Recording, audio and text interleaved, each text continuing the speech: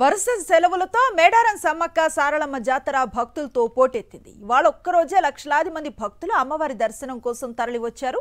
అయితే గతంలో ఎప్పుడూ లేని విధంగా తాడ్బాయి నుంచి మేడారం వరకు 14 కిలోమీటర్లు ట్రాఫిక్ స్తంభించింది. దీంతో వాహనదారులు నరకయాతన పడ్డారు. దాదాపు 10 గంటల పాటు ట్రాఫిక్లో చిక్కుకుపోయినా పోలీసులు సరిగా స్పందించలేదని భక్తులు ఆగ్రహాన్ని వ్యక్తం చేశారు. జాతర ఇంకా 25 రోజులుండగానే పరిస్థితి ఇలా ఉంటే జాతర సమయంలో ఎలా ఉంటుందో అని భక్తులు ఆందోళన వ్యక్తం చేస్తున్నారు. మేడారం ట్రాఫిక్ జామ్ పై మరిన్ని వివరాలు మా ప్రతినిధి శ్రీధర్ అందిస్తారు.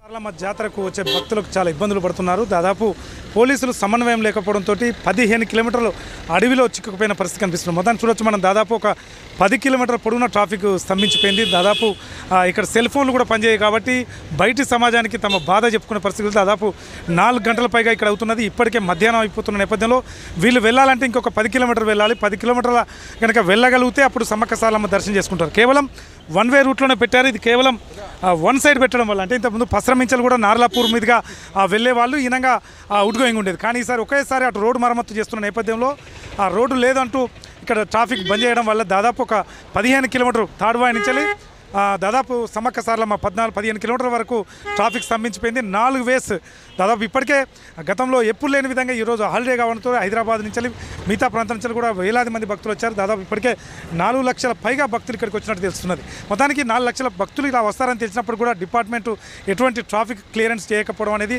చాలా సమస్యగా మారింది. ఒక్కొక్క చిన్న పిల్లలు, వృద్ధులు, చిన్నపిల్లలు, ఎందుకంటే సమ్మక్క సారలమ్మ జాతర అంటే ఫ్యామిలీ మొత్తంతో వస్తారు కాబట్టి వాళ్ళు మధ్యాహ్నం వరకు వచ్చి మొక్కులు చెల్లించుకొని వంటలు వండుకొని కొంచెం వెళ్ళిపోతారు.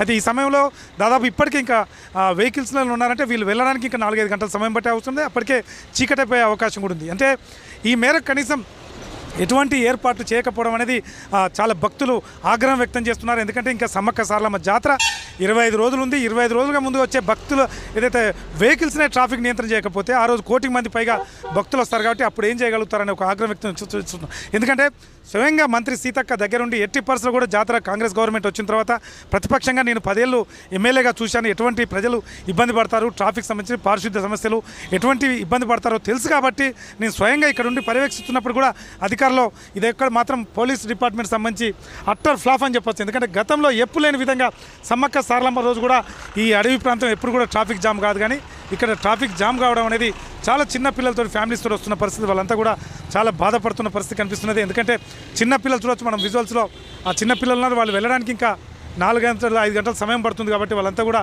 చాలా బాధపడుతున్న పరిస్థితి ఉన్నది. ఆవేదన వ్యక్తం చేస్తున్నారు. ఇటువంటి ఏర్పాట్లు సమ్మక్క సారలమ్మ కోసం ఇలా వస్తే మేము ముందుగా వచ్చిందే ఆ జనసందోహానికి భయపడి ఒక 25 రోజుల ముంగటనే మేము మొక్కులు తీసుకుందామని వస్తే 25 రోజుల ముంగట కూడా ఇదే పరిస్థితి నెలకొవడం అనేది చాలా బాధ ఇస్తుందని చెప్పి భక్తులు చెప్తున్న పరిస్థితి కనిపిస్తుంది. చూడొచ్చు మనం, చాలా చిన్న పిల్లలు, ఆర్టీసీ బస్సు కూడా లైన్లోనే ఉండిపోయింది.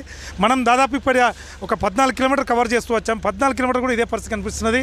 ఇప్పుడే కొంచెం క్లియర్ అవుతున్న నేపథ్యం ఉన్నప్పటికీ కూడా ఇంకా 14 కిలోమీటర్స్ వీళ్ళు పోవాలంటే 2-3 గంటలు పట్టే పరిస్థితి. ఏది ఏమైనప్పుడు కూడా జాతర రాకముందే 25 రోజుల ముంగటనే ఒక సండే అని తెలిసినప్పుడు కూడా పోలీస్ డిపార్ట్మెంట్ ఎటువంటి చొరవ తీసుకోకపోవడం వల్ల భక్తులు నరకవేతన పడుతున్నారు. దాదాపు 10-15 గంటలుగా కూడా వీళ్ళు ఇదే ఇబ్బంది పడే పరిస్థితి కనిపిస్తున్నది.